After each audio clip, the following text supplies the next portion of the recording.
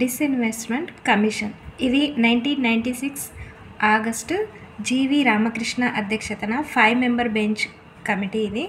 దీంట్లో ఏం చెప్పారంటే గవర్నమెంట్ కంపెనీస్ అనేవి కొన్ని కోర్ ఉంటాయి, కొన్ని నాన్ కోర్ గ్రూప్స్ ఉంటాయి.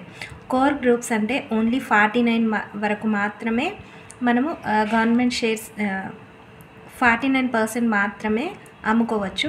నాన్ కోర్ గ్రూప్ అంటే మనం ఎంతైనా అమ్ముకోవచ్చు, అంటే 100% అని ఎంతైనా అమ్ముకోవచ్చు.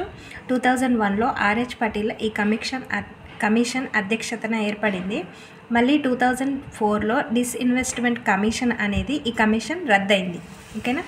మళ్ళీ తర్వాత new public sector enterprises policy 2021లో వచ్చింది. స్ట్రాటజిక్ సెక్టార్ ఉంటుంది. ఇందులో ఒక 4 మాత్రం గవర్నమెంట్ ఆధీనంలో ఉంటాయి. 4 సెక్టార్స్ ఏంటంటే గవర్నమెంట్ ఆధీనంలోనే ఉంటాయి, మిగిలినవి ప్రైవేట్లో విలీనం చేస్తారన్నట్టు. 1 atomic energy, space, defence. 2 transport, telecom, power, petroleum, coal, other minerals, banking, insurance, financial services. మిగతావి 4 కాకుండా మిగతావి నాన్ స్ట్రాటజిక్ సెక్టార్స్.